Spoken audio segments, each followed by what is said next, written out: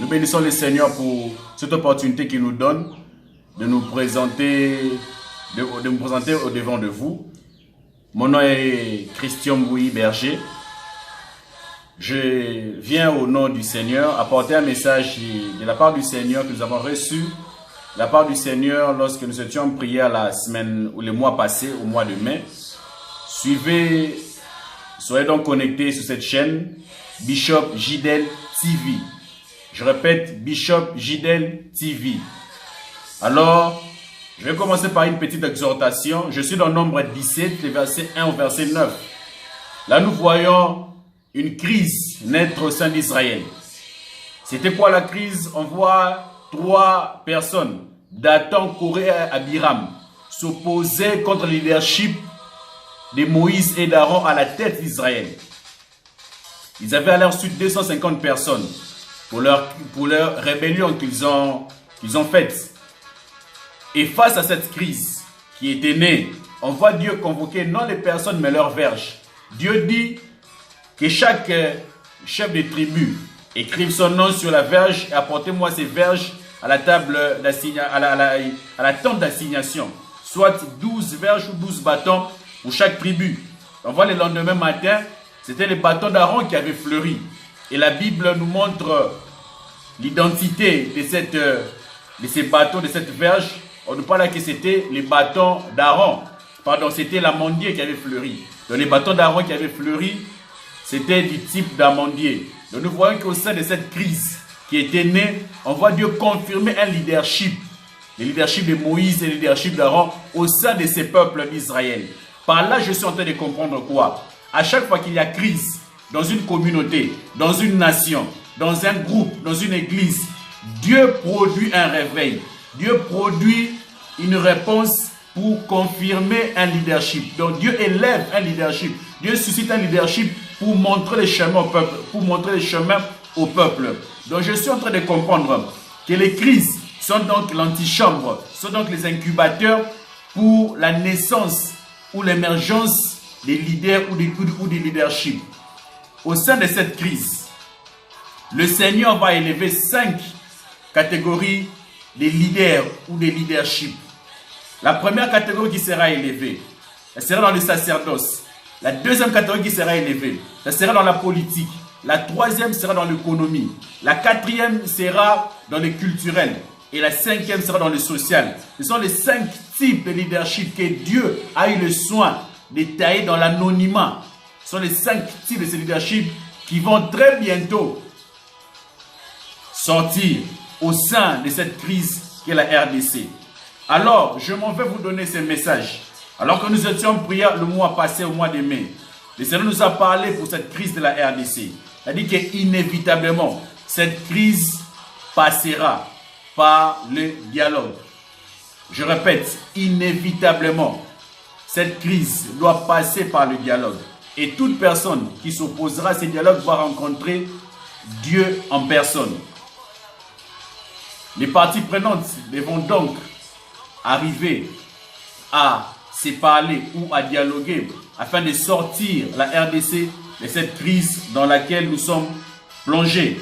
Alors, quelques questions peuvent donc être posées selon que nous avons eu à lire le docteur Adeyemo Tokumbo, un éminent docteur nigérian, nous a donné quelques éclaircissements ou une lumière.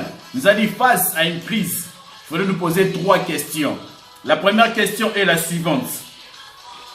Quand il y a cette crise qui naît, c'est que la première question, quels sont nos points d'accord ou de désaccord? Là, c'est la première question à se poser lorsqu'il y a crise.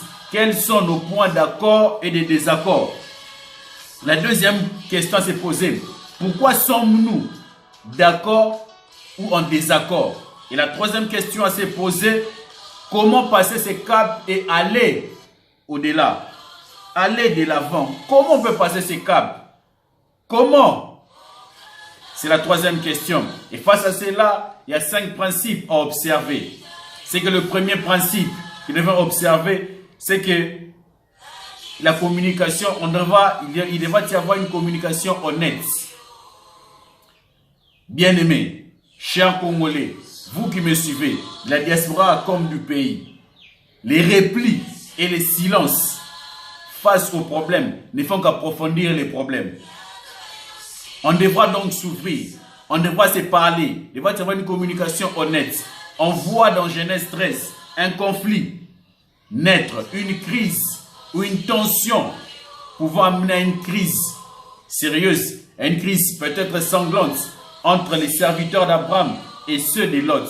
Et Abraham n'a pas minimisé les querelles de ses serviteurs avec les serviteurs de Lot.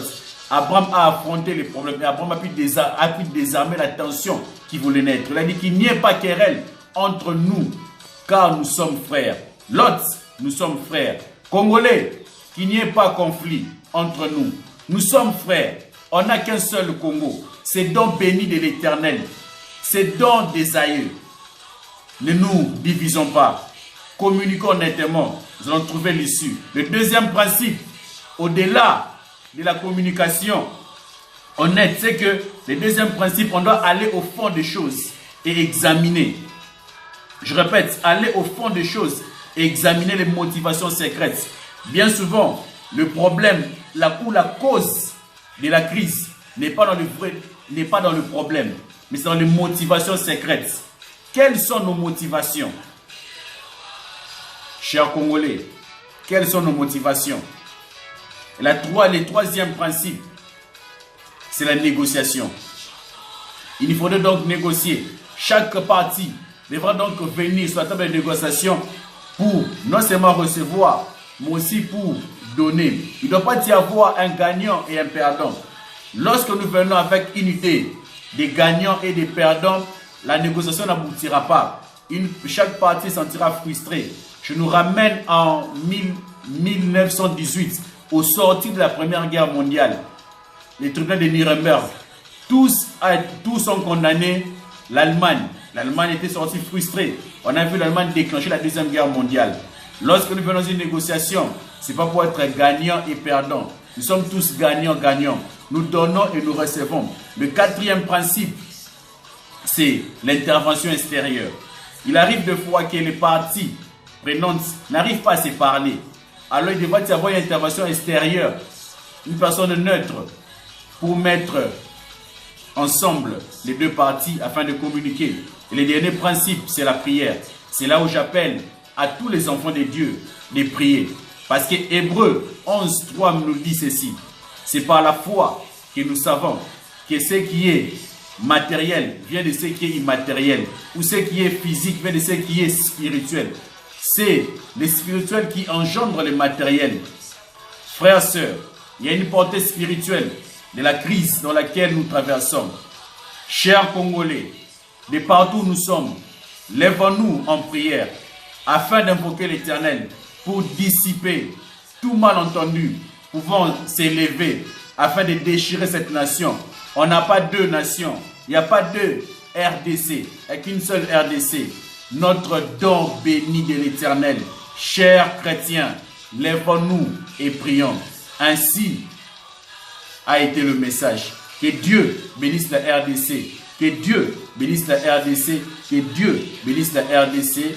Je vais prier. Mais avant de prier, je vais répondre à quelques questions qui peuvent être posées. Parmi les questions qui peuvent être posées, qui, quand et comment ces dialogues sera convoqué? Bien-aimé, tout a été mis en place. Le Seigneur a déjà mis dans le cœur de chaque partie prenante ses fardeaux. Et nous verrons ces choses bientôt se profiler à l'horizon. La deuxième question qui peut peut-être être posée, mais on a eu plusieurs dialogues. Les récents dialogues, c'était en 2016 ou 2017, à moins que je ne me trompe. C'est les dialogues de la Saint-Sylvestre. Frères, sœurs, j'aimerais m'adresser à nous, Congolais. Ce dialogue, il est différent, il sera différent si nous associons Dieu. Car n'oublions pas que le Congo a une destinée prophétique, mieux, a une mission prophétique. C'est par elle que ce dernier réveil du monde partira. Alors j'aimerais prier avec nous. Seigneur, merci pour ces petits moments que nous avons passés ensemble avec mes frères. Seigneur, je viens te dédier ma nation. Toi qui as voulu que nous naissions congolais. Esaïe a dit, pour l'amour de Sion, je ne me tairai point. Ainsi nous disons, pour l'amour du Congo, nous ne tairons point. Jusqu'à ce que son salut paraisse comme l'aurore. Seigneur, je prie pour toutes les parties prenantes. Seigneur, je prie, Seigneur, pour la classe politique. Seigneur, je prie, Seigneur Père, pour tous les Congolais. Ces personnes que tu as suscitées et tu vas susciter afin de résoudre cette crise, afin que des jours meilleurs viennent dans mon pays. Je peux que tu les bénisses et je peux que tu les réveilles, afin qu'ensemble, nous puissions bâtir ces pays plus beaux qu'avant. Seigneur, merci de bénir encore ma nation. Au nom de Jésus-Christ, Amen.